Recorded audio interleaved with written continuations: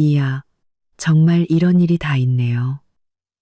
시댁 재개발 잔치를 5성급 호텔에서 50테이블이나 차렸답니다. 그런데 시어머니가 9식구 모두에게 아파트 한 채씩 나눠주겠다면서 딱 한 사람, 바로 제 남편과 저만 쏙 빼놓은 거 있죠. 심지어 잔치가 끝나고 계산할 때 저한테 2억 5,800만 원짜리 계산서를 떡하니 내미는 겁니다. 하지만 제 딱 한마디에 시댁 식구 모두 그 자리에서 얼어붙고 말았습니다.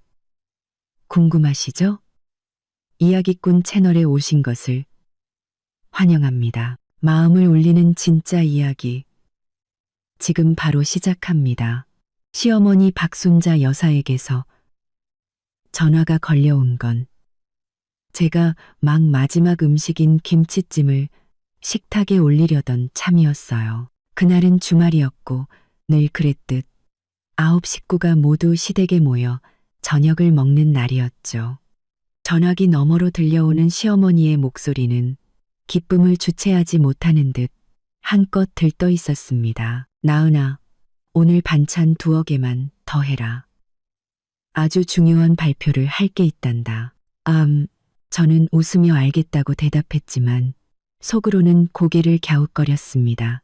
평소 가족 식사 때 이렇게까지 기분 좋아하신 적이 없었거든요. 제 남편 이민주는 소파에 앉아 텔레비전만 쳐다볼 뿐 고개 한번 들지 않았습니다. 이 집안이 원래 그랬어요. 남자는 손님이고 부엌 일은 여자들의 몫이었죠.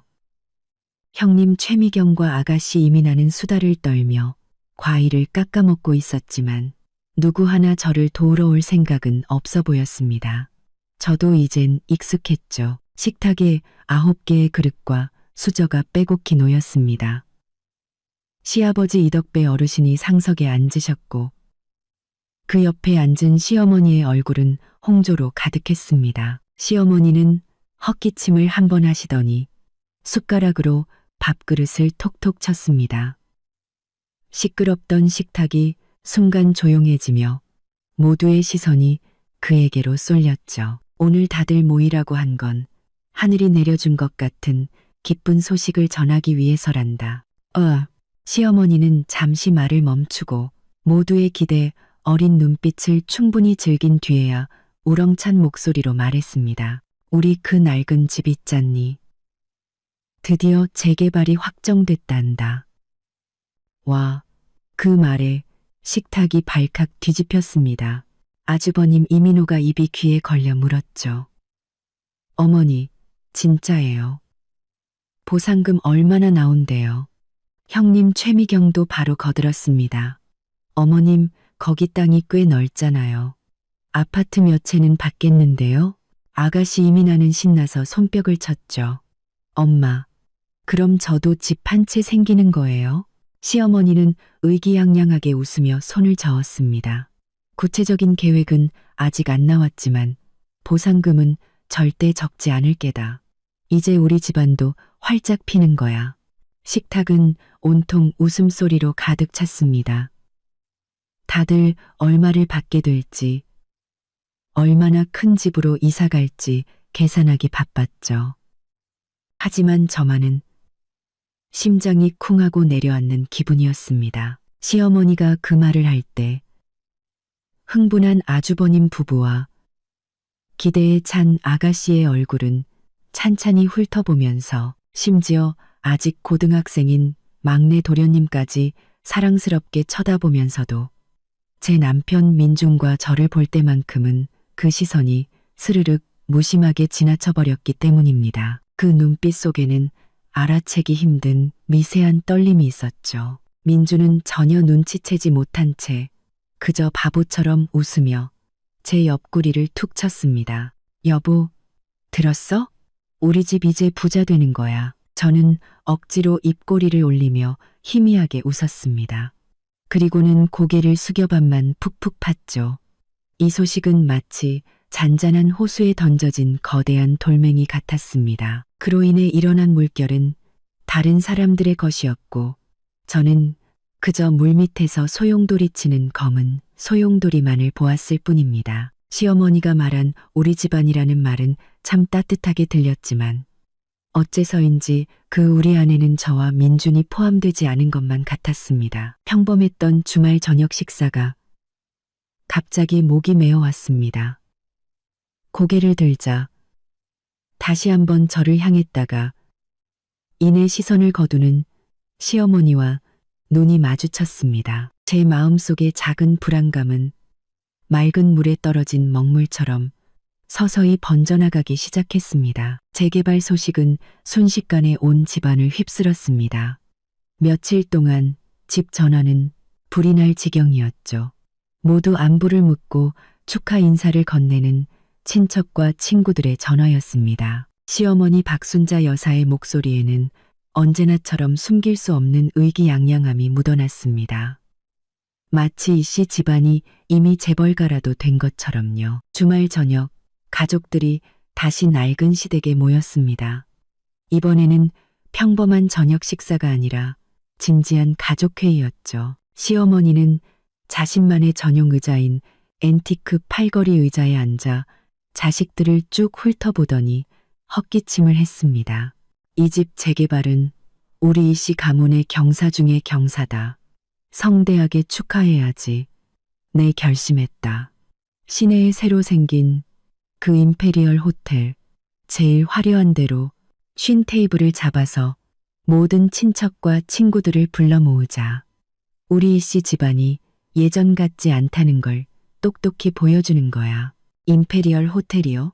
형님 최미경이 가장 먼저 소리를 질렀습니다. 눈이 동그래졌죠. 어머님, 거기 5성급이잖아요. 거기서 잔치하면 돈이 얼마나 들겠어요. 아가씨 이민아도 신나서 손뼉을 쳤습니다. 5성급 호텔에서 재개발 파티라니. 엄마, 너무 멋져요. 소문나면 다들 부러워서 난리 날 거예요. 그러시 날씬한 그로시 마이. 그로시 아가씨 이민아도 신나서 시아버지는 담배만 뻑뻑 피우실 뿐 아무 말씀 없이 미간을 살짝 찌푸리고 계셨습니다. 제 남편 민준이 저를 툭 치며 속삭였습니다. 쉰 테이블은 좀 너무한 거 아닐까? 저는 대답하지 않았습니다. 속으로 계산을 해봤죠. 5성급 호텔의 쉰 테이블이라니 정말 어마어마한 규모였습니다. 재개발 보상금은 아직 받지도 않았는데 이렇게 큰 돈을 먼저 쓰는 건 아무래도 불안했습니다. 하지만 시어머니의 생각은 달랐습니다. 그녀는 마치 천군만마를 지휘하듯 손을 휘저으며 말했습니다. 돈 걱정은 너희가 할 것 아니다. 평생에 한 번 있을까 말까. 한 이런 날 화려하게 치러야지. 이게 바로 뭐냐.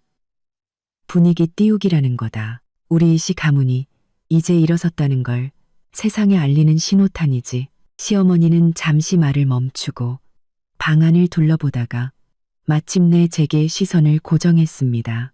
제 심장이 괜히 철렁 내려앉았죠. 시어머니는 환하게 웃으며 제게 말했습니다. 나은아, 이 일은 아무리 생각해도 너한테 맡겨야겠다. 그래야 내가 마음이 놓이지. 저는 잠시 멍해졌습니다. 어머님, 그게 무슨 말씀이세요? 봐라. 네 아주버님이랑 형님은 사업 때문에 바쁘고 미나는 덜렁대서 믿을 수가 없지. 막내는 아직 학생이고 너만큼 꼼꼼하고 일 처리 잘하는 애가 없잖니. 호텔 예약하고 메뉴 정하고 손님 명단 짜는 이런 자질구레한 일들. 네가 총괄해서 진행해주면 내가 제일 마음이 놓이겠다. No. 저는 입을 열어 뭔가 말하려 했습니다. 5성급 호텔에 쉰 테이블 규모의 잔치를 준비하는 건 결코 쉬운 일이 아니었습니다. 신경 쓸 것도 많고 힘도 들 텐데 왜 하필 저일까요? 시어머니는 제 마음을 읽기라도 한 듯 덧붙였습니다. 걱정 마라. 내 돈 쓰라는 거 아니니까. 일단 네가 나서서 처리하고 나중에 집안에서 다 정산해 줄게. 절대 손해보게 안 한다. 그녀의 말은 가볍게 들렸지만 마치 부드러운 밧줄처럼 소리 없이 저를 올가매는 것 같았습니다. 민준이 옆에서 끼어들었습니다. 엄마, 나은이도 회사 일이 바쁜데. 시어머니는 즉시 말을 잘랐습니다. 그 목소리에는 반박을 허용하지 않는 단호함이 묻어났죠. 그 목소리에는 바쁘긴 뭐가 바빠. 집안일보다 더 중요한 일이 어디 있니? 나은이는 우리 식구인데 집안을 위해 힘 좀 보태는 게 당연하지. 이걸로 정했다. 민주는 목을 움츠리며 더는 아무 말도 하지 못했습니다. 저는 믿음직스럽다는 듯 하면서도 거절할 수 없게 만드는 시어머니의 미소를 보았습니다. 그리고 아무 말 없는 시아버지와 남일인 듯 딴청을 피우는 아주버님과 아가씨를 훑어보았죠. 결국 입가에 맴돌던 거절의 말을 삼켰습니다. 이 집에서 시어머니의 결정은 거의 바뀌지 않았습니다. 제가 거절했다가는 대의를 생각하지 않고 집안을 위해 희생하기 싫어하는 며느리라는 낙인이 찍힐 게 뻔했죠. 알겠습니다. 어머님, 한번 해볼게요. 제 목소리가 들렸습니다. 시어머니는 즉시 환하게 웃었습니다. 아이고, 역시 우리 나은이가 제일 동시에 내가 사람 하나는 제대로 봤지. 그날부터 제 삶의 리듬은 완전히 바뀌었습니다. 틈만 나면 호텔 담당자에게 전화를 걸어 메뉴와 세부 사항을 조율하고 가격을 몇 번이고 비교했습니다. 손님 명단은 더 골치 아팠죠. 시어머니 쪽에 온갖 친척들 관계가 복잡하게 얽혀 있어 한 명을 추가하거나 뺄 때마다 일일이 보고하고 허락을 받아야 했습니다. 그 기간 동안 제 휴대폰은 불이 날 지경이었고 퇴근 후의 시간은 대부분 이 일에 쏟아부었습니다. 민주는 제가 힘들어하는 걸 보며 가끔 대충 해라고 말했지만 막상 도와달라고 하면 남자가 그런 자질구레한 일에 끼는 거 아니라며 슬쩍 피하기 일쑤였죠. 형님과 아가씨는 편했습니다. 가끔 조언을 해준다는 핑계로 이래라 저래라 지시만 했죠. 형님 최미경은 말했습니다. 동서, 술은 좋은 걸로 해야 해. 안 그럼 망신당해. 아가씨 이민아는 말했습니다.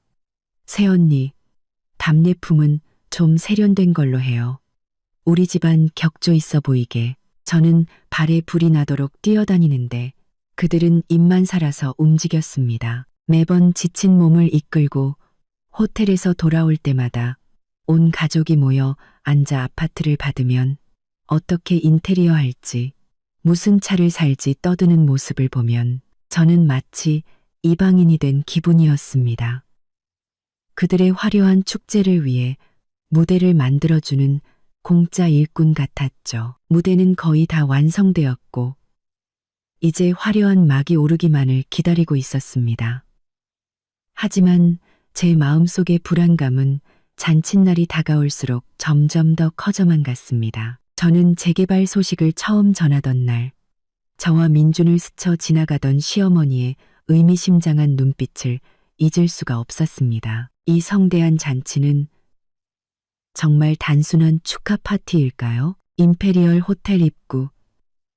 사람의 그림자가 비칠 정도로 반짝이는 회전 유리문이 오늘만큼은 이씨 집안을 위해 돌아가는 듯했습니다. 시어머니 박순자 여사는 곱게 맞춘 자색 한복을 입고 머리는 한 올에 흐트러짐 없이 빗어 넘겼습니다. 목에는 번쩍이는 금목걸이를 걸고 시아버지와 나란히 연회장 입구에 서 있었죠. 그 얼굴에 걸린 미소는 천장의 크리스털 샹들리에보다 더 눈부셨습니다. 아이고, 박 여사님, 축하드려요. 정말 대단하시네요. 셋째, 이모님이 시어머니의 손을 잡고 큰 소리로 말했습니다. 순자야, 너희 집안 이제 고생 끝이구나. 앞으로는 아파트 사는 사람들이네.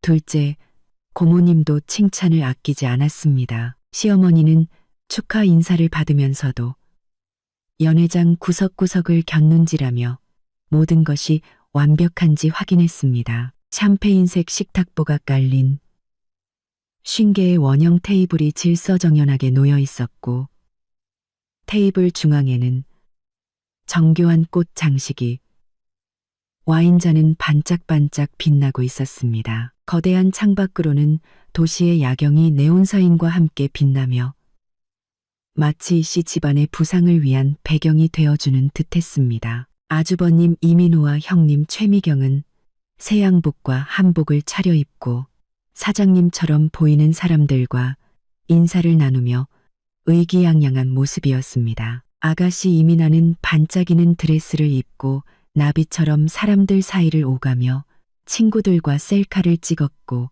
그 웃음소리는 멀리서도 들릴 정도였죠. 심지어 아직 학생인 막내 도련님까지 작은 정장을 차려입고 부모님 뒤를 졸졸 따라다녔습니다. 그리고 저 김나은은 낙지도 새롭지도 않은 연분홍색 원피스를 입고 잔치 시작 2시간 전부터 지금까지 발 한 번 제대로 붙여보지 못했습니다. 메뉴를 확인하고 손님 좌석표를 마지막으로 점검하고 서빙 순서를 조율하고 심지어 갑자기 손님이 한 테이블 늘어나는 바람에 식기가 부족해지자 제가 직접 호텔 지배인과 협상해서 해결해야 했습니다.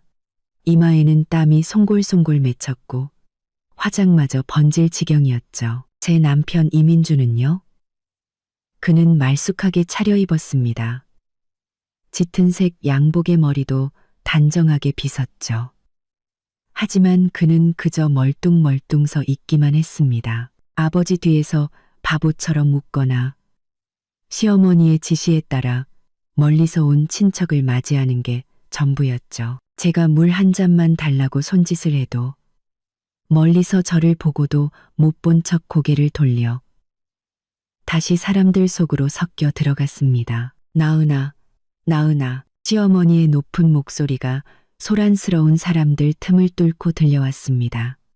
저는 급히 달려갔죠. 시어머니는 미간을 살짝 찌푸린 채 주빈석의 와인잔을 가리켰습니다. 이 잔에 물자국이 있잖니. 어서 새 것으로 바꾸라고 해. 이따가 귀한 손님 오시면 이게 무슨 꼴이니? 네, 어머님, 바로 처리할게요. 저는 알겠다고 대답하며 돌아서서 직원을 찾아 나섰습니다. 등 뒤로 시어머니가 옆 친척에게 자랑하는 소리가 들려왔습니다. 아이고, 우리 이 둘째 며느리가 이렇게 꼼꼼해요. 뭐든 알아서 척척 처리해주니 내가 얼마나 편한지 몰라. 안 그랬으면 이 큰 잔치를 어떻게 치렀겠어. 칭찬처럼 들렸지만 제 속은 까맣게 타들어갔습니다. 제가 원한 건 이런 칭찬이 아니었습니다. 제가 원한 건 누군가 제 짐을 조금이라도 덜어주는 것, 아니면 제가 정신없이 바쁠 때 물 한 잔이라도 건네주는 작은 배려였습니다. 마침내 잔치가 시작되었습니다. 시어머니와 시어머니가 주빈석에 앉고 아주버님네 식구와 아가씨, 막내 도련님이 그 주위를 둘러쌌습니다. 모두의 얼굴이 빛났죠. 저와 민주는 주빈석과 가까운 다음 자리에 앉았지만 마음의 거리는 10만 8천 리는 되는 듯했습니다. 시어머니는 봄바람처럼 화사한 얼굴로 작은 무대에 올라 마이크를 잡았습니다. 그녀의 목소리가 스피커를 통해 연회장 전체에 울려 퍼졌습니다. 존경하는 친지, 친구 여러분, 오늘은 우리 씨 가문의 큰 경산날입니다. 바쁘신 와중에도 저희 집 재개발 축하연에 참석해 주셔서 진심으로 감사합니다. 무대 아래에서 뜨거운 박수 소리가 터져 나왔습니다. 시어머니는 더욱 의기양양해져서 말을 이었습니다. 이 낡은 집이 재개발되는 것은 정부의 배려이자 우리 이씨 가문이 오랫동안 쌓아온 복 덕분입니다. 오늘 이 자리를 빌려 우리 가족 모두 기쁨을 함께 나누고자 합니다. 또 한 번의 박수와 환호성이 터져 나왔습니다. 스포트라이트는 주빈석의 9 식구를 비추었고 그들은 웃으며 잔을 들어 보이며 사방에서 쏟아지는 축하와 부러움의 시선을 만끽했습니다. 그 모습은 참으로 화목하고 부유해 보였습니다. 저는 조금 어두운 구석에 앉아 이 화려한 모든 것을 지켜보았습니다. 무대 위에서 열변을 토하는 시어머니를, 주빈석에서 웃고 떠드는 가족들을 보며 갑자기 가슴이 답답해졌습니다. 이 성대한 잔치는 구석구석 제 손길이 닿지 않은 곳이 없었지만 그 어떤 영광도 제 것인 것 같지 않았습니다.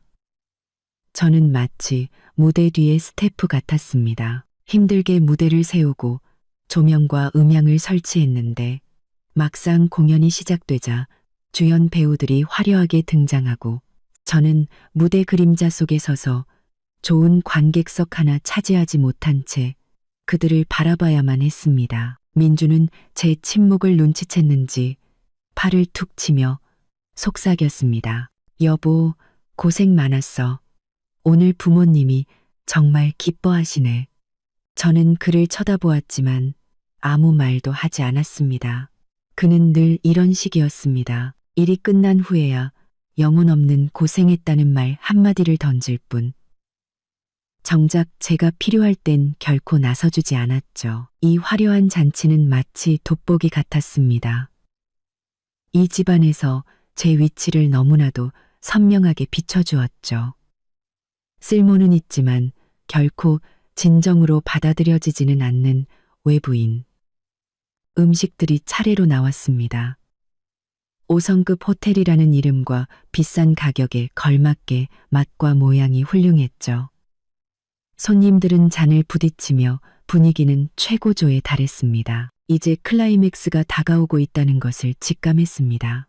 시어머니가 중대 발표를 하겠다고 신신당부했으니 아마 지금일 겁니다. 저는 젓가락을 내려놓고 냅킨으로 입을 닦았습니다. 심장이 저도 모르게 빨리 뛰기 시작했죠. 저는 무대를 바라보았습니다. 흥분과 술기운으로 붉게 달아오른 시어머니의 얼굴을 보며 마음속으로 왔구나 하고 중얼거렸습니다. 역시나 시어머니가 다시 일어서서 모두에게 조용히 해달라고 손짓했습니다. 모든 시선이 다시 그녀에게 쏠렸죠. 그녀는 헛기침을 한 번 하고 마치 은혜를 베푸는 듯한 더없이 자랑스러운 미소를 지었습니다. 그 시선은 무대 아래의 모든 친척과 친구들을 천천히 훑고 지나가 마침내 우리 테이블, 아니 주빈석에 앉은 그녀의 소중한 자식들에게 닿았습니다. 오늘 이 좋은 날, 우리 이씨 가문에 또 하나의 엄청난 경사가 있어 여러분께 알리고자 합니다. 시어머니의 그 말은 마치 뜨겁게 달궈진 인두처럼 연회장 전체를 순식간에 조용하게 만들었습니다. 모두가 목을 길게 빼고 눈을 동그랗게 뜬 채 그 엄청난 경사가 무엇인지 기다렸죠. 배경음악마저 누군가 조용히 꺼버린 듯 했습니다. 무대 위에 선 시어머니는 이런 만인의 주목을 한껏 즐기는 듯 했습니다. 그녀는 일부러 몇 초간 말을 멈추고 탐조등처럼 주빈석에 앉은 소중한 자식들의 얼굴을 하나하나 훑었습니다. 활짝 웃는 아주버님, 이민호, 흥분을 주체 못하고 손을 비비는 형님 최미경, 신나서 들썩이는 아가씨 이민아, 그리고 무슨 좋은 일인지는 몰라도 덩달아 바보처럼 웃고 있는 막내 도련님까지. 마침내 그녀의 시선이 가볍게 저와 민준이 앉은 테이블로 향했습니다. 제 심장이 목구멍까지 차오르는 것 같았고 저도 모르게 치마 자락을 꽉 쥐었습니다. 민준도 긴장했는지 자세를 바로잡았죠. 시어머니는 제가 여러 번 보았던 은혜를 베푸는 듯한 미소를 지으며 마이크에 대고 크고 명확하게 말했습니다. 우리 이씨 가문이 조상님 덕에 이런 재개발이라는 큰 복을 만났습니다. 그래서 보상으로 나오는 아파트는 저와 애들 아빠가 상의해서 결정했습니다. 그녀는 또 한 번 말을 멈추며 모두의 애를 태웠습니다. 무대 아래에서는 이미 분명히 아파트 나눠주는 걸 거야. 이야, 저 집안 진짜 대박 났네. 할머니가 어떻게 나누는지 봐야지. 그게 핵심이야 하는 수군거림이 들려왔습니다. 시어머니는 마치 국가적인 대상을 발표하듯 심호흡을 한 번 하더니 큰 소리로 외쳤습니다. 저희가 받게 될 아파트가 정확히 9채입니다. 그래서 우리 씨 집안의 가장 핵심인 9식구에게 한 사람당 한 채씩 공평하게 나눠주기로 했습니다. 우리 대가족 모두 앞으로 안정된 보금자리를 갖게 되는 겁니다. 무대 아래는 순간 폭발했습니다. 9채를 한 사람당 한 채씩이라니 정말 대단하다. 부러움과 질투, 축하의 시선이 스포트라이트처럼 주빈석의 사람들에게 쏟아졌습니다. 아주버님 부부는 허리를 꼿꼿이 폈고 얼굴에서는 웃음이 떠나지 않았습니다. 아가씨 이민아는 기쁨의 비명을 지르며 옆에 앉은 시어머니를 껴안았고 시아버지 이덕배 어르신도 드물게 환한 미소를 지었습니다. 하지만 저는 발끝에서부터 정수리까지 차가운 기운이 솟구치는 것을 느꼈습니다. 9채, 9식구, 이씨 집안의 가장 핵심인 9식구. 제 머릿속은 뒤엉킨 실타래 같았고 마치 거대한 망치로 한 대 맞은 듯 윙윙거렸습니다. 저는 재빨리 머릿속으로 계산했습니다. 시아버지, 시어머니, 아주버님, 형님, 그리고 그들의 아들까지 5, 아가씨, 막내 도련님, 이렇게 7. 그럼 나머지 2은 혹시 나와 민준? 그래, 분명 그럴 거야. 9채, 9식구. 숫자가 딱 맞잖아. 시어머니도 아까 우리 쪽을 한번 보셨고 제 마음속에 희미한 희망의 불씨가 타올랐습니다. 어쩌면 내가 너무 예민했던 걸지도 몰라.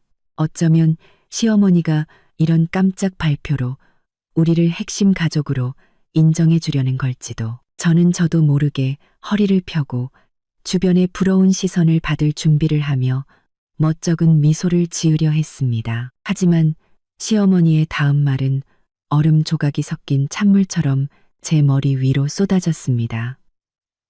방금 타오르기 시작한 작은 불씨를 연기 한 점 남기지 않고 꺼버렸죠. 시어머니는 손을 들어 한 명씩 지목하기 시작했습니다. 그 목소리는 자부심과 사랑으로 가득 차 있었죠. 첫 번째로 가장 큰 집은 당연히 저와 애들 아빠가 노후에 살 집입니다. 무대 아래에서는 동의의 박수가 터져 나왔습니다. 두 번째와 세 번째 집은 우리 집 장남 민호와 큰며느리 미경이에게 주겠습니다.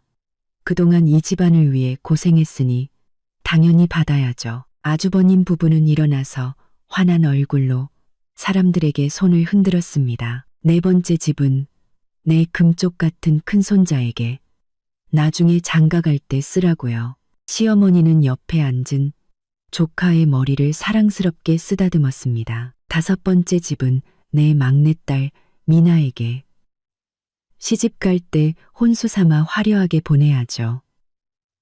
아가씨 이민아는 자랑스러운 공주처럼 턱을 치켜들었습니다. 여섯 번째 집은 내 막내 아들 민규에게 대학 졸업하면 바로 신혼집으로 쓰라고요. 그리고 아직 학생인 막내 도련님은 쑥스러운 듯 머리를 극적이며 웃었습니다. 그리고 일곱 번째 집은 시어머니는 잠시 말을 멈추고 아주버님 옆에 앉은 중년 남성을 바라보았습니다. 그는 큰아버님이셨죠. 우리 큰아주버님께 드리겠습니다. 우리 이씨 가문의 장손이시고 그동안 집안에 도움도 많이 주셨으니 당연히 한 채 받으셔야죠. 큰아버님은 생각지도 못했는지 얼굴이 빨개져서 연신 손을 모아 감사를 표했습니다. 여덟 번째 집은 시어머니는 다른 친척을 바라보며 말했습니다. 우리 셋째 이모님 댁 외사촌에게 주겠습니다. 예전에 우리 집이 어려울 때 큰 도움을 줬으니 그 은혜를 잊으면 안 되죠. 그 먼 친척 역시 뜻밖의 행운의 기쁨을 감추지 못했습니다. 마지막 아홉 번째 집은 시어머니는 목소리를 높여 다시 한번 좌중을 훑어보고는 마침내 주빈석, 시아버지 옆에 앉은 할머니에게 시선을 고정했습니다. 그분은 시어머니의 여동생, 저의 이모님이셨죠.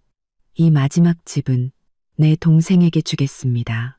몸도 안 좋은데 앞으로 집 한 채 있으면 내 마음이 놓일 것 같아서요. 이모님은 감격에 겨워 눈물을 훔쳤습니다.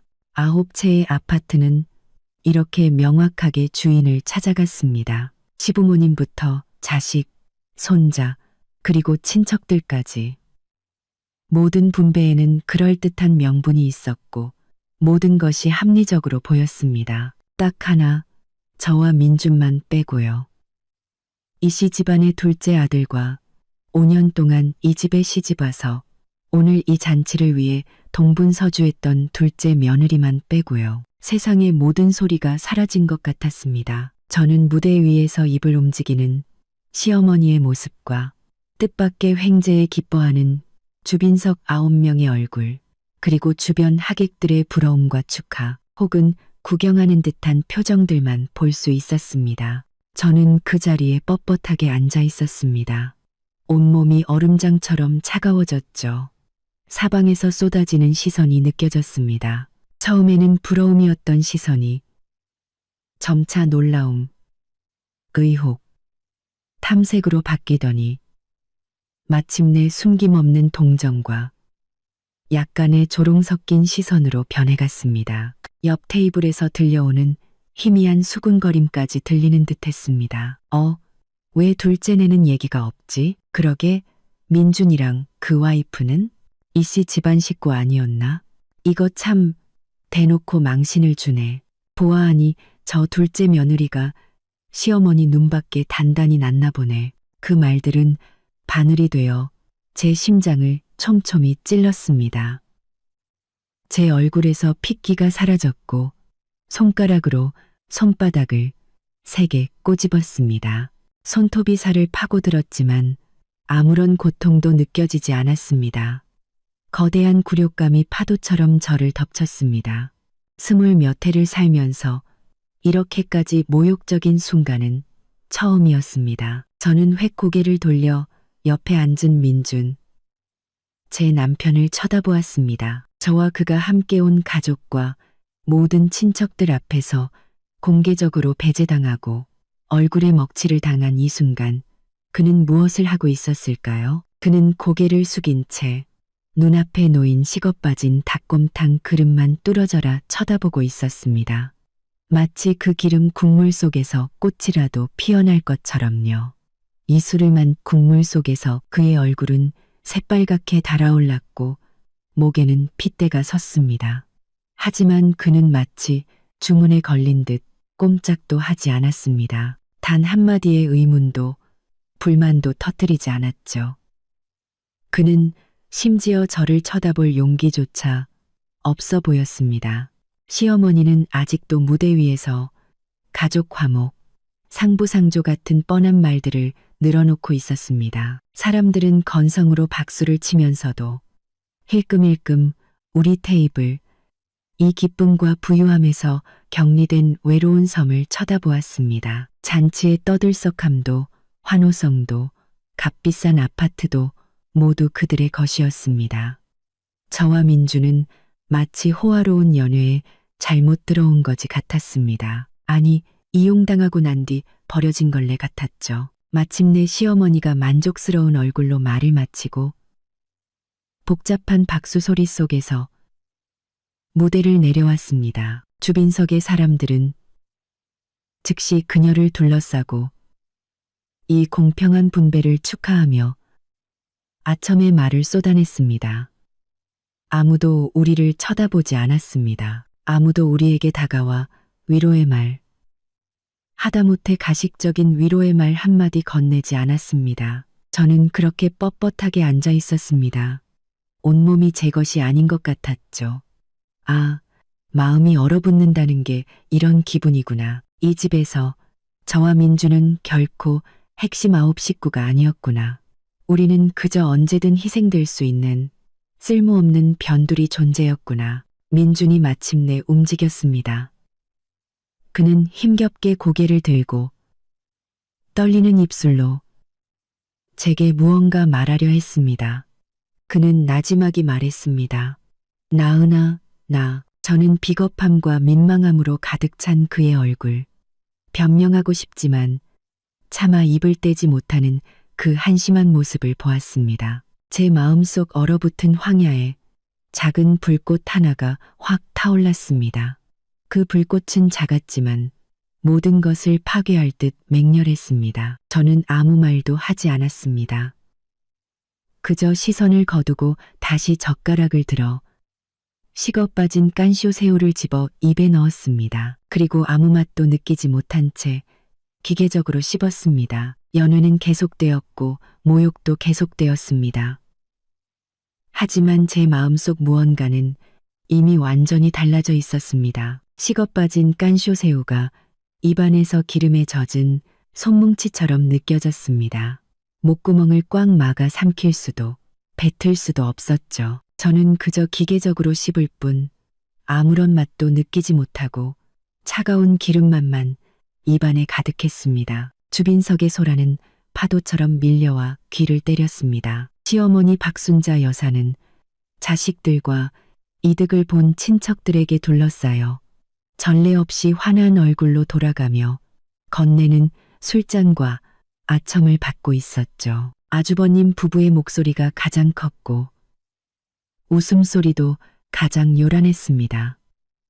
마치 아파트 세 채가 이미 자기들 것인 양 행복한 미래를 설계하고 있는 듯 했습니다. 아가씨 이민아는 제잘거리며 친구들과 어떤 아파트를 어떤 스타일로 꾸밀지 의논하기 바빴고 늘 과묵하시던 시아버지마저 술을 몇 잔 더 마시고 얼굴이 붉게 달아올라 있었습니다. 하지만 우리 테이블은 보이지 않는 유리벽에 막힌 듯 무서울 정도로 조용했습니다. 상황을 잘 모르는 먼 친척이 술을 따르러 왔다가도 주빈석의 활기찬 분위기와 우리 쪽의 냉랭한 분위기, 그리고 저와 민준의 굳은 얼굴을 보고는 상황을 파악한 듯 어색하게 웃으며 맛있게 드세요.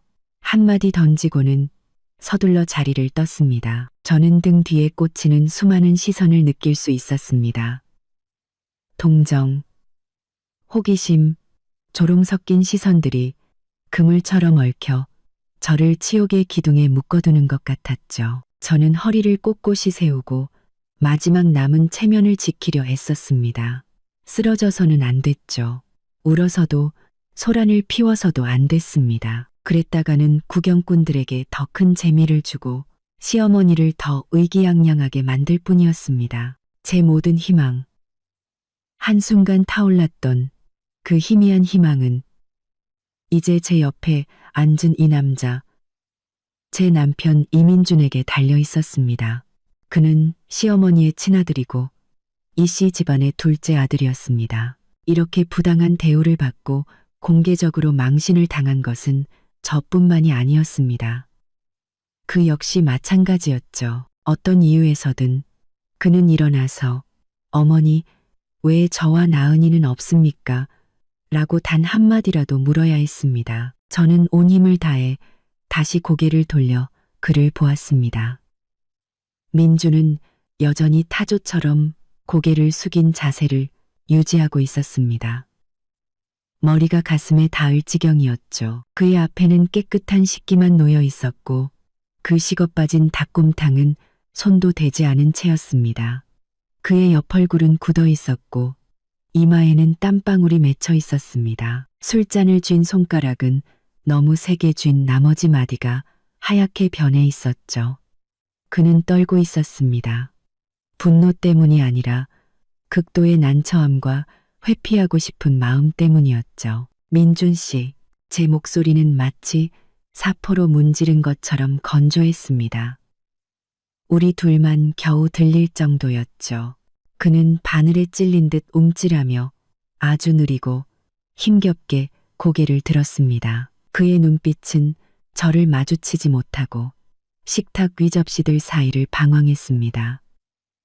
입술은 떨렸고 얼굴은 새하얗게 질려 있었죠. 나은아. 그가 입을 열었습니다. 목소리는 쉬어 있었고 거의 울음이 터질 듯한 음색이었습니다. 나도 엄마가 저러실 줄은 몰랐어. 너 마음에 담아두지 마. 마음에 담아두지 마라니. 저는 제 귀를 의심했습니다.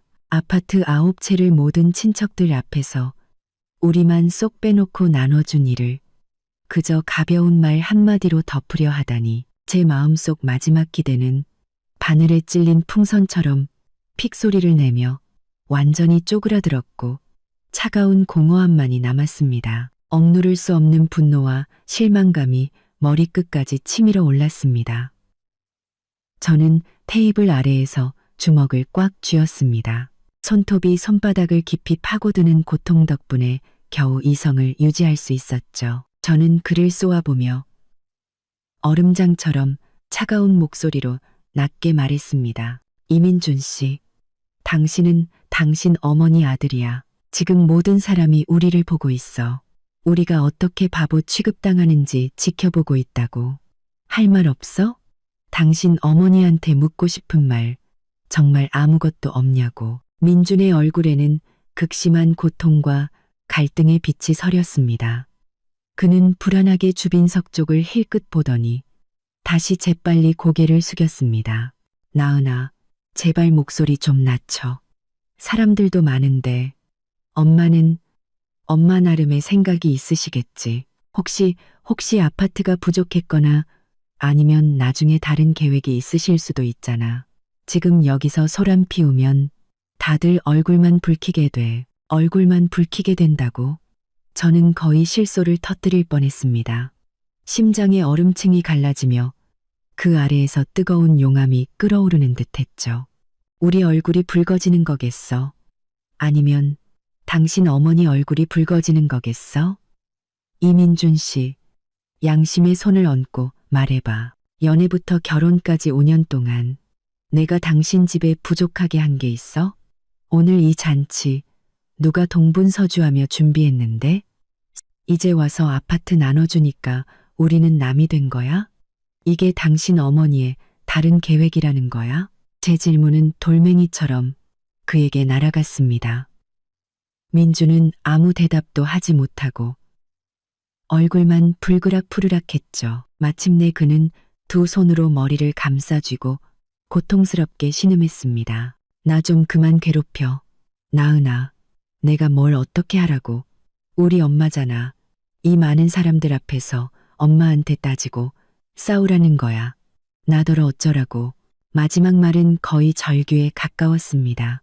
억눌린 목소리였지만 무력한 분노가 가득 담겨 있었죠. 그 낮은 절규는 제 마음속 모든 기대를 무너뜨리는 마지막 지푸라기였습니다. 저는 저와 5년간 한 침대에서 잠을 잤던 이 남자, 법적으로 제 가장 가까운 동반자인 이 남자가 이 순간 너무나 낯설고 비겁하고 의지할 수 없는 존재로 느껴졌습니다. 저는 갑자기 차분해졌습니다. 방금까지 휘몰아치던 분노와 굴욕감이 신기하게도 가라앉고 대신 뼛속까지 파고드는 더 깊은 냉기가 온몸에 퍼졌습니다. 슬픔이 극에 달하면 오히려 담담해진다는 말이 이런 걸까요? 저는 더 이상 그를 쳐다보지도 그와 대화하려 하지도 않았습니다. 다시 젓가락을 들고 눈앞에 정교하지만 식어빠진 음식들을 멍하니 바라보았습니다. 주빈석의 웃음소리는 여전히 귀에 거슬렸지만 마치 두꺼운 유리병 너머에서 들려오는 것처럼 흐릿하고 멀게 느껴졌습니다. 민주는 제가 더 이상 추궁하지 않자 안도의 한숨을 쉬는 듯 했지만 이내 더 큰 불안에 휩싸인 듯 했습니다. 그는 제게 반찬을 집어주려 했으며 떨리는 손으로 해삼 하나를 제 그릇에 놓아주었습니다. 여보, 뭐라도 좀 먹어. 저녁 내내 바빴잖아. 저는 그릇에 놓인 기름진 해삼을 보고 속이 메스꺼워졌습니다. 손도 대지 않았고 밀어내지도 않았습니다. 그저 그 자리에 놓인 채 소리 없는 조롱처럼 느껴지도록 내버려 두었죠. 잔치는 이 기묘하고 억압적인 분위기 속에서 막바지를 향해 달려가고 있었습니다. 손님들이 하나둘씩 자리를 뜨며 주빈석으로 가시어머니에게 마지막 축하 인사를 건넸습니다. 우리 테이블을 지날 때면 많은 사람들이 잠시 걸음을 멈추고 복잡한 시선을 던진 뒤 서둘러 자리를 떴습니다. 마침내 시어머니가 사람들 틈에서 벗어나 봄바람처럼 화사한 얼굴로 우리에게 다가왔습니다. 저와 민준의 굳은 얼굴은 보이지 않는다는 듯, 아니, 전혀 신경 쓰지 않는다는 듯 말이죠. 그녀는 웃으며 은혜를 베푸는 듯한 말투로 우리에게 말했습니다. 큰애네는 새로 생긴 쇼핑몰 구경 간다고 약속이 있고, 미나는 친구들하고 약속 있단다. 막내는 내일 학교 가야 하니 일찍 들어가야지. 민준아, 나은아, 너희 둘은 별일 없으니 남아서 마무리 좀 하거라. 못 빠뜨린 거 없나 잘 살피고 호텔이랑 잔금 문제도 깔끔하게 처리하고. 그녀의 지시는 너무나 자연스럽고 당연하게 들렸습니다. 마치 우리가 태어날 때부터 이런 뒤처리 일을 해야 할 운명인 것처럼요. 민주는 입을 열어 무언가 말하려 했지만 시어머니의 웃는 듯 하면서도 단호한 눈빛에 눌려 결국 힘없이 알겠습니다. 엄마라고 대답하고 말았습니다. 시어머니는 만족스럽게 고개를 끄덕이고는 의미심장한 눈빛으로 저를 한번 쳐다보았습니다. 그 눈빛은 마치 봐라, 결국 네가 해야지라고 말하는 것 같았죠. 그리고는 시아버지의 팔짱을 끼고 자식들과 친척들에게 둘러싸여 웃고 떠들며 연회장 문을 향해 걸어갔습니다. 재개발 보상 후에 첫 번째 아름다운 밤을 즐기러 가는 길이었습니다. 떠들썩했던 연회장은 순식간에 텅 비었고 어질러진 테이블과 뒷정리를 하는 몇몇 직원들만 남았습니다. 저와 민주는 마치 폐허 위에 버려진 인형처럼 텅 빈 연회장에 멍하니 앉아 있었습니다. 저는 그들이 사라진 방향을, 그리고 처음부터 끝까지 저를 위해 단 한마디도, 단 하나의 권리도 주장하지 못했던 제 남편을 바라보았습니다. 제 마음속 얼어붙은 땅에 깊이를 알 수 없는 균열이 생겨났습니다. 차갑고 명확한 목소리가 제 마음속에서 울렸습니다. 이 집안에서 나는 이제 아무도 의지할 수 없어. 의지할 수 있는 건 나 자신뿐이야.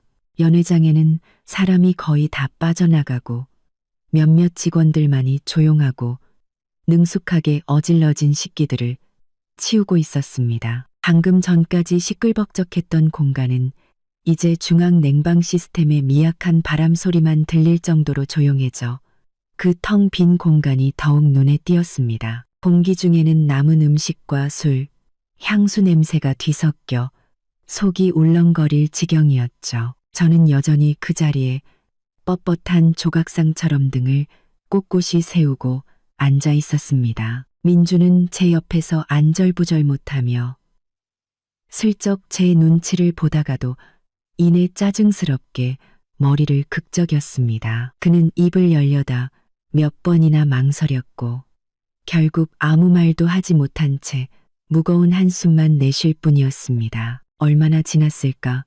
10분 남짓이었지만 한세기처럼 길게 느껴졌습니다. 연회장 입구에서 발소리가 들려왔습니다. 하이힐의 또각거리는 소리와 함께 술과 음식에 만족한 듯 나른함이 섞인 시어머니의 익숙한 목소리가 들렸죠. 아이고, 겨우 다 보냈네. 서 있느라 다리가 다 아프구나. 고개를 들어보니 갔다가 다시 돌아온 시어머니였습니다. 그녀의 얼굴은 여전히 흥분과 술 기운으로 붉게 상기되어 있었고 눈은 반짝였으며 입꼬리는 올라가 있었습니다. 아직도 거대한 기쁨과 영광 속에서 헤어나오지 못한 모습이었죠. 그녀 옆에는 아무도 없었습니다. 시아버지와 다른 식구들은 아마 바로 집으로 가거나 다음 축하 파티를 하러 간 모양이었습니다. 시어머니는 곧장 우리 테이블로 걸어왔습니다. 어질러진 테이블을 한번 훑어보더니 제게 시선을 고정했죠. 그 눈빛은 며느리를 보는 눈빛이 아니라 쓰기 편하고 마침 골칫거리를 처리하기에 딱 좋은 도구를 보는 듯했습니다. 그녀는 늘 짓던 친절해 보이지만 사실은 거리를 두는 미소를 지으며 제 앞에 섰습니다. 그녀는 아들인 민준에게 먼저 말을 걸지 않고 마치 제가 이 상황을 책임지고 처리할 사람인 양절을 똑바로 쳐다보며 말했습니다. 나은아. 시어머니는 일부러 부드러운 척하는 목소리로 입을 열었습니다. 오늘 정말 고생 많았다. 네가 동분서주하며 일을 이렇게 잘 처리해줘서 엄마가 다 지켜봤단다. 저는 아무 말 없이 그녀를 조용히 쳐다보았습니다. 다음에 무슨 연극을 펼칠지 궁금했죠. 고생한 걸 지켜봤다니 물론이겠죠. 그러니 이 골치 아픈 뒷수습을 제게 당연하다는 듯 떠넘기는 것 아니겠습니까? 시어머니는 제가 대꾸하지 않자 표정 하나 바꾸지 않고 새로 산 듯한 비싸 보이는 클러치백에서 접힌 종이 한 장을 꺼냈습니다. 그것은 임페리얼 호텔의 로고가 찍힌 정식 청구서였죠. 제 심장이 괜히 쿵 내려앉았습니다. 시어머니는 잘 관리된 연분홍색 매니큐어를 칠한 손가락으로 그 종이를 제 앞 테이블에 스르륵 밀어놓았습니다. 그 동작은 우아했지만 거부할 수 없는 힘이 실려 있었죠. 이게 오늘 잔치 비용 청구서란다. 호텔에서 방금 줬어. 잔금을 치러야 한다더구나. 그녀의 말투는 너무나도 태연해서 마치 저기 물 한 잔만 갖다 줄래? 라고 말하는 것처럼 자연스러웠습니다. 제 시선은 그 숫자에 꽂혔습니다. 어느 정도 예상은 했지만 그 숫자는 여전히 뜨겁게 달궈진 인두처럼 눈을 아프게 했습니다. 258, 0, 0원, 2억 5,800만 원 정, 2억 5,800만 원, 이른바 축하연이라는 이름 아래 그녀와 다른 8명을 영광의 정점으로 올려놓고 저와 민준을 먼지 구덩이로 밀어넣었던 바로 그 잔치의 비용이었습니다. 저는 이미 초기 계약금으로 5천만 원을 제 돈으로 냈습니다. 그건 제가 몇 년간 악착같이 일해서 모은 돈의 대부분이었죠. 그런데 이제 2억 5,800만 원이라는 거대한 잔금이 산처럼 제 앞에 놓였습니다. 피가 머리끝까지 솟구치는 것 같았고 귓가에서는 윙윙거리는 소리가 났습니다.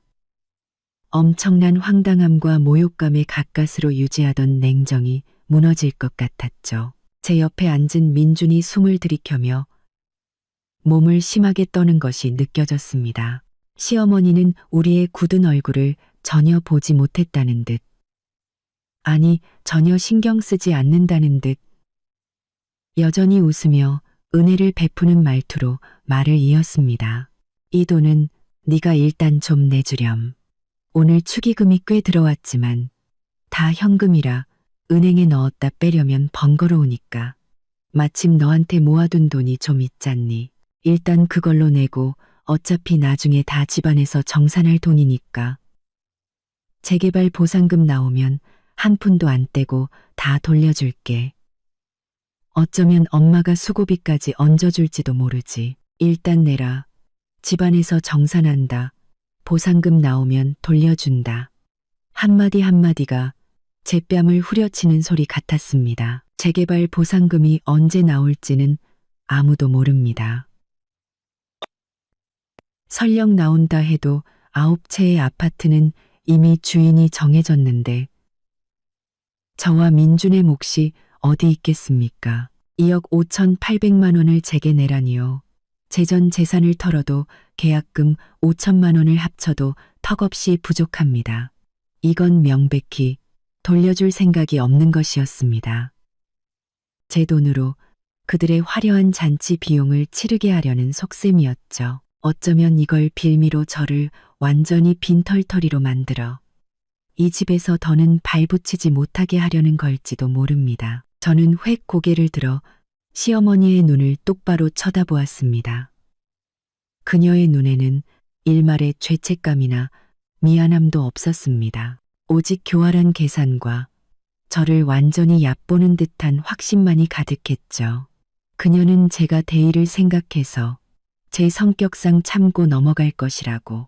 그리고 민준이 워낙 모르니 이 많은 사람들, 지금은 몇 없지만 직원들이 보고 있는 앞에서 감히 얼굴을 붉히지 못할 것이라고 확신하고 있었습니다. 민준이 마침내 참지 못하고 벌떡 일어섰습니다.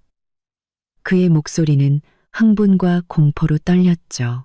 엄마, 2억 5,800만 원이라니 이건 너무 많잖아요. 나은이가 어떻게 이 큰 돈을 내요. 시어머니의 얼굴에서 미소가 순식간에 사라졌습니다. 그녀는 아들을 쏘아보며 노골적인 불만과 위협이 담긴 눈빛으로 말했습니다. 많긴 뭐가 많아. 5성급 호텔에서 쉰 테이블이나 차렸는데 이 가격이면 싸게 한 거야. 나은이가 못 내면 네가 어떻게든 해야지. 너희는 부부잖아. 집안일 하는데 돈 좀 먼저 내는 게 뭐 그리 대수라고. 설마 떼어먹기라도 하겠니? 하지만 엄마, 민준이 반박하려 했지만 시어머니의 차가운 시선의 목소리는 점점 작아졌고 결국 힘없이 중얼거렸습니다. 그래도 상의는 해봐야죠. 상의는 무슨 상의? 시어머니는 단호하게 말을 잘랐습니다. 잔치는 이미 끝났는데 돈을 안 낼 거야? 이 늙은 내가 지금 은행 가서 돈 찾아오라는 거니? 그게 무슨 꼴사나운 짓이야. 나은이는 살이 분별할 줄 아는 애야. 그치? 그녀는 다시 제게 화살을 돌렸습니다. 부드럽지만 날카로운 말투였죠. 나은아, 엄마는 네가 방법이 있을 거라고 믿는다. 일단 계산부터 하고 다른 사람들이 우리 집안 흉보게 하지 말자. 나중에 우리끼리는 다 좋게 해결할 수 있잖니. 저는 그 위선적인 얼굴과 판결문 같은 청구서, 그리고 사리분별, 좋게 해결 운운하는 말을 들으며 오늘 밤 공개적으로 당했던 모욕과 처음부터 끝까지 침묵했던 민준의 모습을 떠올렸습니다. 억눌렀던 모든 분노와 굴욕, 억울함이 그 순간 폭발하는 대신 이상하게도 차갑고 단단한 무언가로 응축되었습니다. 저는 천천히, 아주 천천히 손을 뻗어 가볍지만 천근만근처럼 무거운 그 청구서를 집어들었습니다. 종이의 날카로운 모서리가 손가락 끝을 아프게 베었습니다. 저는 고개를 들었습니다. 분노도 억울함도 없는 무서울 정도로 평온한 얼굴이었죠. 저는 확신과 계산으로 가득 찬 시어머니의 눈을 마주보며 크지 않지만 그 자리에 있던 모두가, 심지어 귀를 쫑긋 세우고 엿듣던 직원들까지 똑똑히 들을 수 있도록 또박또박 입을 열었습니다. 어머니, 이 계산서 제가 낼 수 있습니다. 그런데 이 돈의 성격에 좀 문제가 있는 것 같네요. 시어머니의 얼굴에서 미소가 순식간에 굳었습니다. 그녀는 제가 울며불며 매달리거나 순순히 돈을 내겠다고 할 줄 알았지. 이렇게 차분하게 문제를 제기할 줄은 상상도 못했을 겁니다. 민준도 어쩔 줄 몰라 하며 저를 쳐다보았죠. 텅 빈 연회장은 에어컨 소리마저 멈춘 듯 고요해졌습니다. 저는 시어머니의 굳은 미소를 보며 마음속 얼음장 같던 감정이 갈라지는 것을 느꼈습니다. 그 틈으로 솟아나온 것은 뜨거운 용암이 아니라 뼛속까지 시린 냉기였습니다. 민주는 옆에서 입만 뻐끔거릴 뿐 어쩔 줄 몰라 했죠. 시어머니가 먼저 정신을 차렸습니다. 그녀는 억지로 입꼬리를 올리려 했었지만 눈빛에는 이미 경계심과 당혹감이 서려 있었습니다. 문제라니? 나은아, 그게 무슨 말이니? 호텔에서 발행한 청구서인데 무슨 문제가 있다는 거야. 그녀의 목소리는 애써 평정을 유지하려 했지만 미세한 긴장감을 숨기지 못했습니다. 저는 대답 대신 손가락으로 천천히 접힌 청구서를 펴서 주름을 없앴습니다. 제 느린 행동에 주변 공기마저 멈춘 듯했죠. 어머님. 저는 눈을 들어 그녀를 똑바로 쳐다보았습니다. 청구서는 호텔에서 발행한 것이니 숫자 자체는 틀림없겠죠. 2억 5,800만 원. 한 푼도 틀림없습니다. 시어머니는 안도의 한숨을 내쉬며 그럴 줄 알았다는 듯한 약간의 짜증 섞인 표정을 지었습니다. 그럼 됐네. 어서 계산하고 다들 피곤한데 집에 가서 쉬자. 하지만 제가 그녀의 말을 잘랐습니다. 제 목소리는 여전히 평온했지만 고요함 속에 울리는 망치 소리처럼 단호했습니다. 이 돈을 내는 명분이 잘못됐습니다. 명분? 시어머니는 제 말을 이해하지 못하겠다는 듯 미간을 찌푸렸습니다. 무슨 명분? 오늘 쉰 테이블 잔치 비용이잖아. 다들 먹고 마셨는데 명분이랄 게 뭐가 있어. 민준도 옆에서 작게 거들었습니다. 맞아. 나은아, 그냥 밥값이잖아. 저는 가볍게 고개를 저었습니다. 제 시선은 시어머니의 얼굴에서 옆에 앉은 초조한 민준에게로, 그리고 다시 불안하게 흔들리는 시어머니의 눈동자에 고정되었습니다. 때가 왔습니다. 수년간의 인내와 오늘 밤의 모욕은 모두 이 순간을 위한 것이었습니다. 저는 심호흡을 한 번 하고 크지 않지만 텅 빈 연회장 전체에 울릴 만큼 명확한 목소리로 또박또박 말했습니다. 어머님, 만약 이 잔치가 우리 씨 가문 전체를 위한 재개발 축하연이었다면, 우리 9식구 모두의 미래를 축하하는 자리였다면, 이 돈이 아무리 많아도 저와 민준 씨가 이 씨 가문의 일원으로서 어떻게든 마련해 볼 수 있었을 겁니다. 우리 집안일이니까요. 저는 일부러 가문 전체, 9식구, 우리 집안이라는 단어에 힘을 주었습니다. 그 말들은 방금 전에 아파트 분배쇼의 가장 아픈 곳을 찌르는 바늘과 같았죠. 시어머니의 얼굴색이 순식간에 변했습니다. 방금 전의 여유는 온데간데 없고 속마음을 들킨 듯한 당혹감과 믿을 수 없다는 표정이 스쳐 지나갔습니다. 그녀는 아마 꿈에도 생각하지 못했을 겁니다. 늘 순종적이던 며느리가 이 타이밍에 이런 식으로 그 일을 다시 꺼낼 줄은. 저는 그녀에게 반박할 기회를 주지 않고 차분하게 말을 이었습니다. 하지만 어머님께서는 아까 모든 친척들 앞에서 분명히 선언하셨습니다. 재개발로 나온 9채의 아파트는 아버님 한 채, 어머님 한 채, 아주버님 부부와 조카에게 3채, 아가씨 한 채, 막내 도련님 한 채, 큰아버님 한 채, 외사촌 한 채, 그리고 이모님께 한 채. 이렇게요. 안원. 저는 마치 녹음기처럼 1시간도 채 지나지 않은 그녀의 분배 계획을 정확하게 읊었습니다. 한 명씩 이름이 불릴 때마다 시어머니의 얼굴은 점점 더 하얗게 질려갔습니다. 보세요. 9채의 아파트는 명확하게 9분에게 돌아갔습니다. 그 9분 안에 저와 민준 씨의 이름은 없었고요. 그렇다면 이 잔치의 명분은 우리 씨 가문 전체의 축하연이 아니라 아파트를 받게 된 9분이 따로 여는 개인적인 축하 파티가 되는 겁니다. 저는 몸을 살짝 앞으로 숙였습니다. 목소리는 낮았지만 천군만마의 힘이 실린 듯 단호했습니다. 어머니, 당신들 9분을 위한 개인적인 축하 파티라면 2억 5,800만 원짜리 계산서를 아파트 한 채 받지 못하고 핵심 9식구에서도 제외된 저 같은 외부인이 대체 왜 대신 내야 하는 거죠?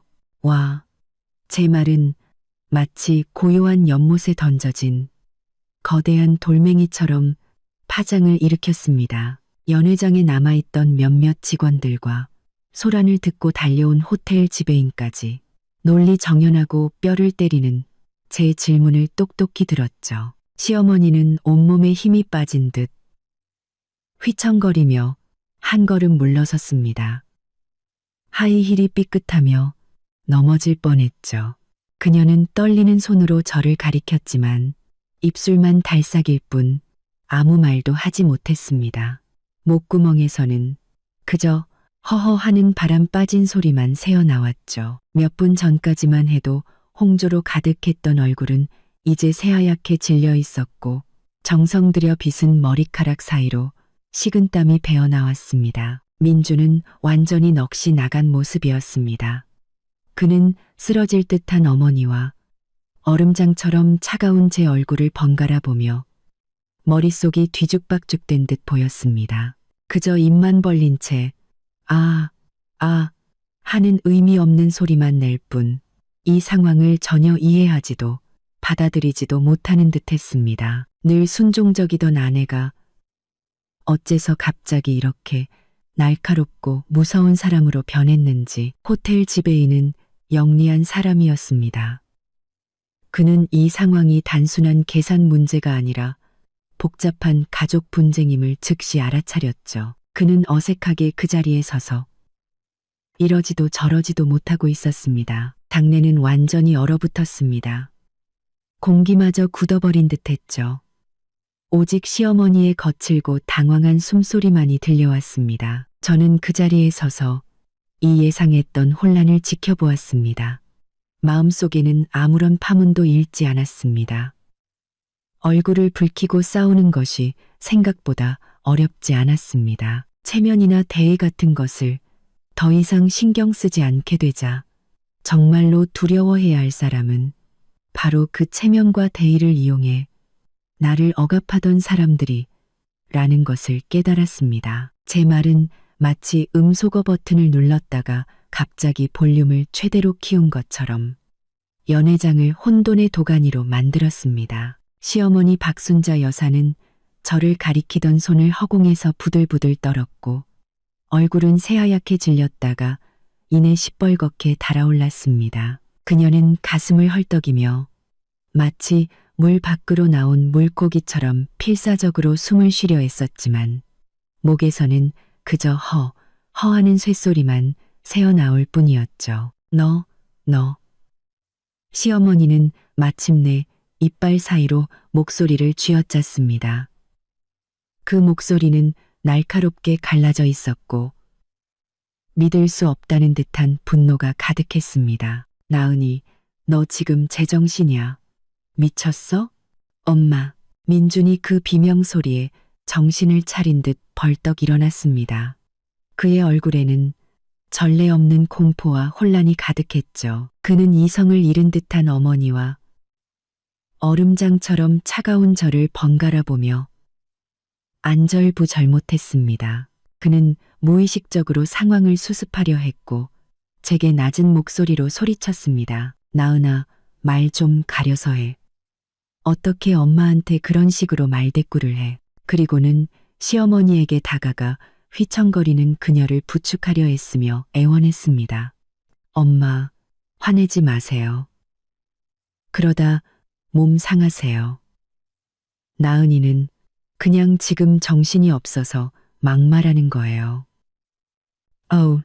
막말이라고요? 저는 민준의 쓸데없는 중재를 단호하게 끊어버렸습니다. 제 시선은 여전히 시어머니에게 고정되어 있었죠.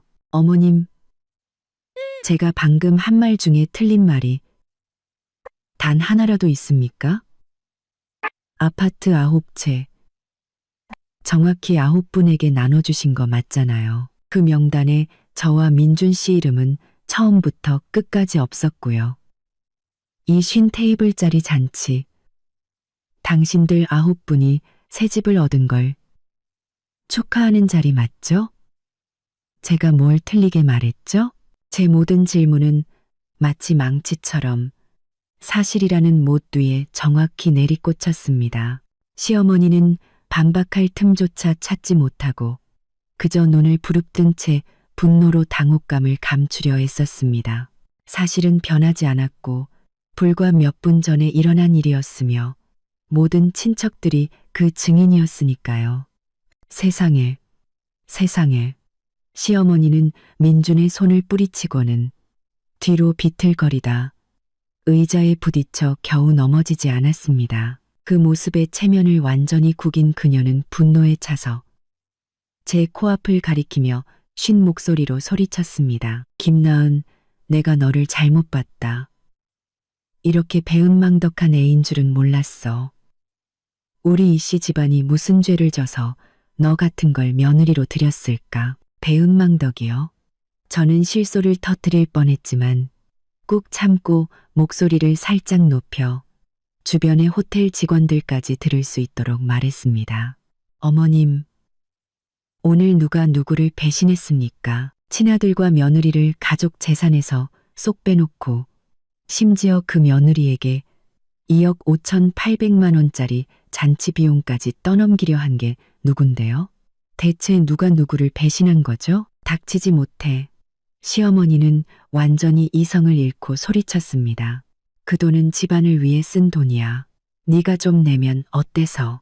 네 돈이 민준이 돈이고 민준이 돈이 우리 이씨 집안 돈이지. 이제 와서 그렇게 선을 그어? 너 이혼이라도 하자는 거야? 그녀는 마침내 자신이 가진 가장 강력한 무기 이혼이라는 카드를 꺼내들었습니다.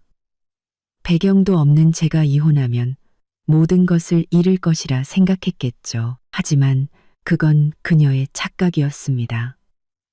민주는 이혼이라는 말에 얼굴이 하얗게 질려 시어머니를 붙잡았습니다. 그녀의 엄마, 무슨 그런 말씀을 하세요. 나은아, 어서 엄마한테 사과해. 제발. 그는 땀을 뻘뻘 흘리며 무력한 말만 반복할 뿐이었습니다. 호텔 지배인이 더는 못 보겠는지 어색한 미소를 지으며 나섰습니다. 사모님, 선생님, 계산서는 직원들도 퇴근해야 하니 일단 진정하시고 집안일은 집에 가서 천천히 의논하시고 계산부터 해주시면 안 될까요? 그의 말은 불난 집에 기름을 붓는 격이었습니다. 시어머니는 사면 촉가에 몰리자 갑자기 의자에 주저앉아 다리를 치며 울부짖기 시작했습니다. 아이고, 세상에, 며느리가 시어미를 잡네. 우리가 뭘 잘못해서 저런 며느리를 들여서 이 망신을 당하나. 예전 같았으면 저도 두려워하며 타협했을지 모릅니다. 하지만 지금 제 마음속에는 차가운 혐오감만이 가득했습니다. 또 저 수법, 민주는 어머니가 우는 모습에 더 당황해서 어쩔 줄 몰라 하며 제게 화를 냈습니다. 김나은, 엄마가 저렇게 우시는데 보고만 있을 거야. 당장 사과하지 못해. 돈은 우리가 어떻게든 마련하면 되잖아. 저는 이 혼란스러운 광경을 지켜보았습니다. 떼쓰는 시어머니, 무능하게 분노하는 남편, 그리고 구경하는 직원들. 정말이지 황당하고 우스꽝스러운 가족이었습니다. 저는 이 싸움이 오늘 끝나지 않으리란 것을, 적어도 시어머니의 뜻대로는 끝나지 않으리란 것을 직감했습니다. 저는 심호흡을 한번 하고 그 모자에게서 시선을 돌려 난처해하는 호텔 지배인에게 말했습니다. 지배인님, 보기 흉한 모습을 보여드려 죄송합니다. 보시다시피 저희 집안 사정 때문에 이 계산서의 지불 주체를 다시 확인해야 할 것 같습니다. 오늘 바로 결제하기는 어려울 것 같으니 호텔 규정대로 처리해 주십시오. 필요하다면 경찰에 신고하셔도 저희는 협조하겠습니다. 제 말에 시어머니의 울음소리가 뚝 그쳤습니다. 경찰. 이 일이 경찰서까지 알려지면 그녀의 체면은 완전히 땅에 떨어질 테니까요. 민준도 겁에 질렸습니다. 경찰이라니. 지배인은 당황하며 손을 저었습니다. 아이고, 사모님, 그럴 것까지야. 일단 진정하시고 내일 다시 연락해서 해결 방법을 찾아보시죠. 그는 이 뜨거운 감자를 빨리 치워버리고 싶어 했습니다. 좋습니다. 그렇게 하시죠. 번거롭게 해드려 죄송합니다. 저는 고개를 끄덕이고 더 이상 시어머니나 민준을 쳐다보지도 않은 채 의자에 놓아둔 낡은 핸드백을 들고 연회장 문을 향해 걸어 나갔습니다. 등 뒤로 시어머니의 악에 바친 욕설과 민준의 다급한 목소리가 들렸지만 더는 제게 중요하지 않았습니다. 엘리베이터 문이 닫히며 그 모든 소란이 차단되었습니다. 반짝이는 엘리베이터 문에 비친 제 얼굴은 창백했지만 눈빛만은 그 어느 때보다 단단하고 선명했습니다. 그 이른바 우리 집에 돌아왔을 때 저는 마치 큰 전쟁을 치른 것처럼 온몸이 피곤했습니다. 발을 아프게 하던 하이힐을 벗어던지고 차가운 바닥을 밟자 그 냉기가 오히려 혼란스러웠던 머리를 맑게 해주었습니다. 저는 불도 켜지 않은 채 어두운 거실 소파에 몸을 던졌습니다. 얼마나 지났을까? 문 밖에서 조심스럽게 열쇠 소리가 들리더니 이민준이 어둠 속으로 들어왔습니다. 제가 어둠 속에서 불 켜지 마 라고 말하자 그는 깜짝 놀라 그 자리에 멈춰 섰습니다. 그는 엉망인 모습으로 제 앞에 주저앉아 제가 들어본 적 없는 애처로운 목소리로 말했습니다. 나은아, 미안해. 뭐가 미안한데요? 제 목소리는 저 자신도 낯설 만큼 차갑고 평온했습니다. 당신 어머니의 모욕이요? 당신의 침묵이요? 아니면 결국 나를 그런 궁지에 몰아넣은 거요? 그는 대답하지 못했습니다. 저는 계속해서 말했습니다. 그는 대답하지 못했습니다. 이민준 씨, 연애부터 결혼까지 5년 동안 내가 당신 집에 당신 어머니께 최선을 다했다고 생각해. 명절 선물 한 번 걸은 적 없고 편찮으실 때마다 병수발 들었어. 그런데 어제 일은 대체 뭐야? 9채의 아파트를 모든 친척들 앞에서 우리만 빼고 나눠줬어. 그게 당신 어머니의 방식이야? 엄마는 그냥 순간적으로 그러셨을 거야. 그가 힘없이 변명했습니다. 순간적으로? 외부인에게 집을 나눠주는 것도 나한테 2억 5,800만 원짜리 계산서를 떠넘기는 것도 순간적인 실수라고? 이민준 씨, 당신은 그걸 믿어? 그는 침묵했습니다. 그리고 당신은 제 시선이 칼날처럼 그에게 꽂혔습니다. 그 모든 순간 동안 당신 자신을 위해, 나를 위해 단 한마디라도 했어? 당신 어머니 눈에는 당신이나 나나 그냥 마음대로 희생시켜도 되는 외부인일 뿐이야. 당신이 반항하지 못할 거라는 걸, 내가 당신과 이 가정을 위해 참고 넘어갈 거라는 걸 너무나 잘 알고 있었던 거지. 제 말은 채찍이 되어 그를 후려쳤고 그는 마침내 두 손에 얼굴을 묶고 억눌린 울음을 터뜨렸습니다. 나도 이러고 싶지 않았어. 그럼 내가 어떡하라고. 우리 엄마잖아. 내가 엄마랑 싸우면 사람들이 나를 불효자라고 욕할 거 아냐. 그럼 이 집은 깨지는 거라고. 이 집? 저는 그를 내려다보며 마음속 마지막 희망의 불씨마저 꺼져버리는 것을 느꼈습니다. 이민준 씨, 당신 어머니가 아파트 분배를 발표한 그 순간부터 이 집에 내 자리가 있었을까? 아니, 애초에 있기는 했을까? 그는 울음을 멈추고 멍한 얼굴로 저를 쳐다보았습니다. 나은아, 제발 그런 말 하지 마. 우린 가족이잖아. 가족? 저는 자리에서 일어났습니다.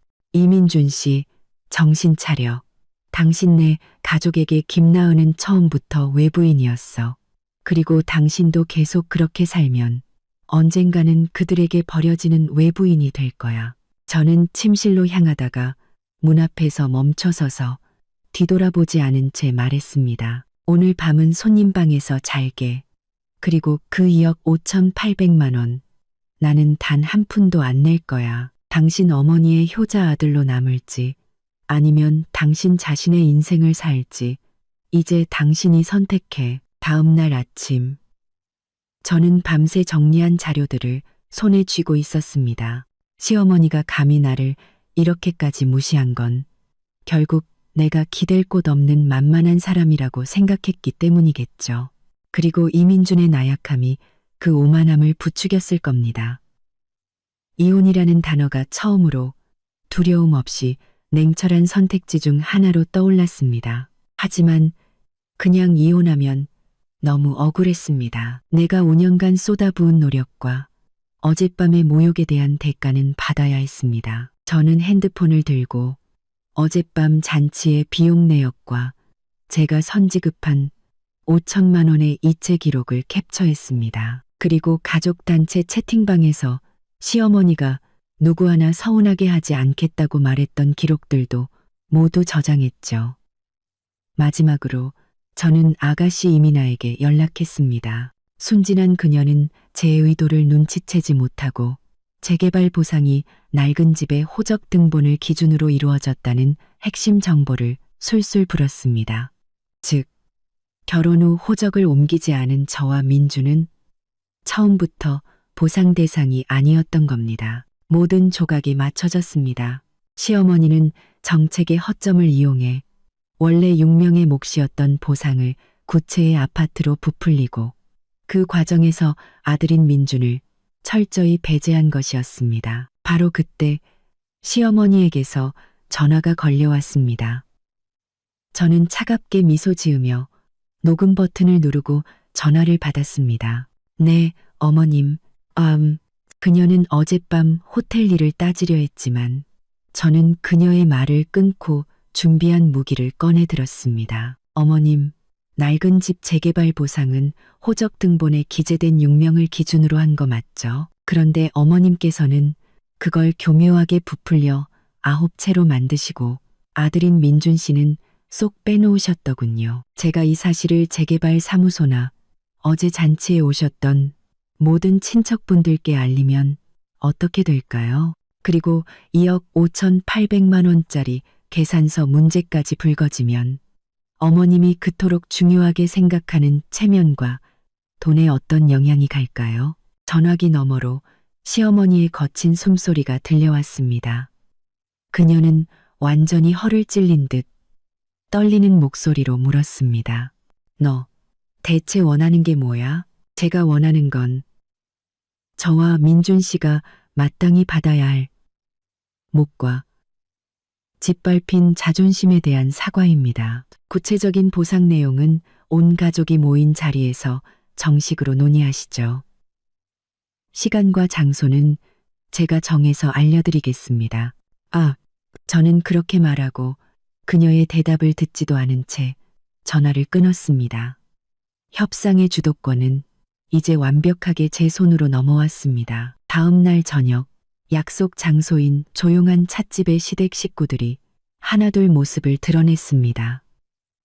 시어머니부터 시아버지, 아주버님 부부, 심지어 아가씨까지 모두의 얼굴에는 불편한 기색이 역력했죠.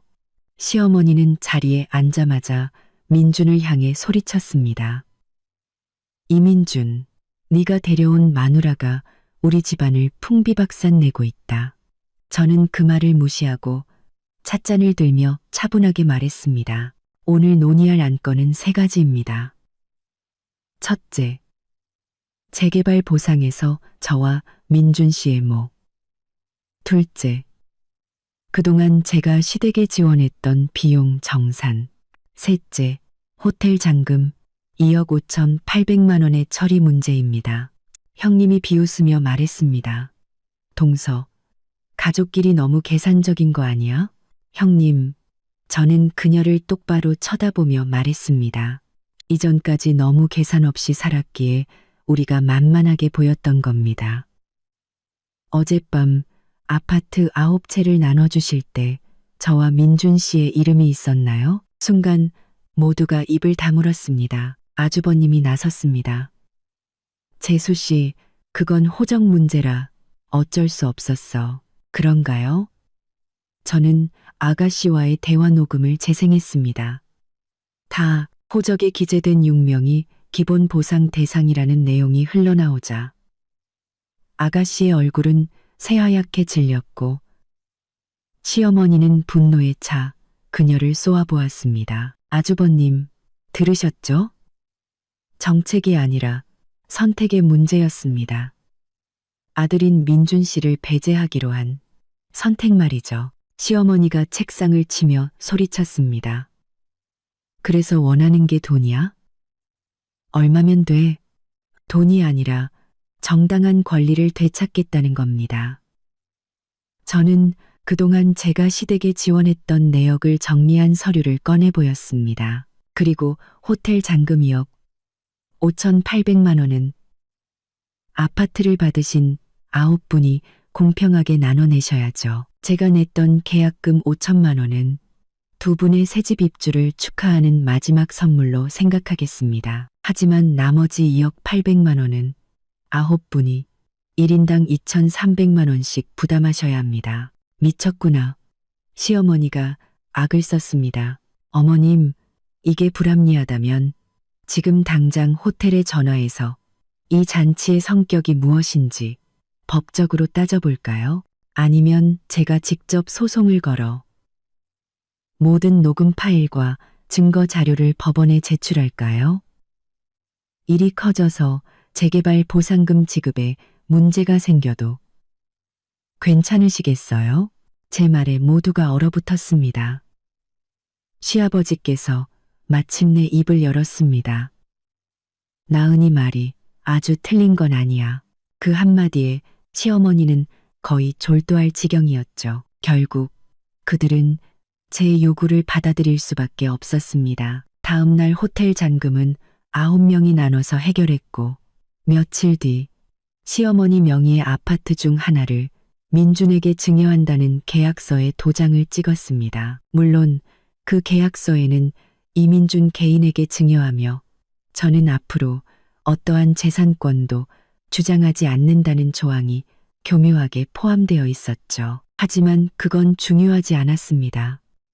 제가 원했던 것은 집이 아니라 정이었으니까요. 모든 것이 끝난 후 저는 그 집에서 제 짐을 챙겨 나왔습니다. 민준이 텅 빈 눈으로 저를 바라보았지만 저는 아무 말 없이 집 열쇠를 식탁 위에 내려놓고 돌아섰습니다. 그 후로 저는 작은 원룸을 얻어 새로운 삶을 시작했습니다.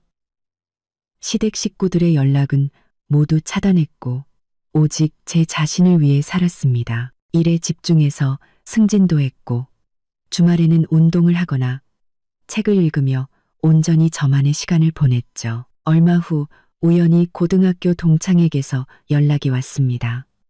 그는 제 근황을 궁금해하며 조심스럽게 커피 한잔 하자고 제안했습니다. 예전 같았으면 거절했겠지만 이제 저는 망설일 이유가 없었습니다. 저는 따스한 햇살을 받으며 전화기 너머로 미소 지으며 말했습니다. 좋아요. 다음 주 화요일 오후의 시간.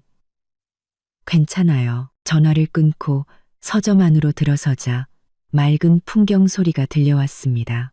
저는 책들 사이를 천천히 걸으며 마음속 깊은 곳에서부터 차오르는 평온함을 느꼈습니다. 허울뿐인 가족을 잃었지만 온전한 제 자신을 되찾았습니다. 족쇄를 끊어낸 제 손으로 이제 제 인생의 운전대를 단단히 잡고 나아갈 겁니다. 제 인생의 새로운 페이지는 이제 막 시작되었으니까요.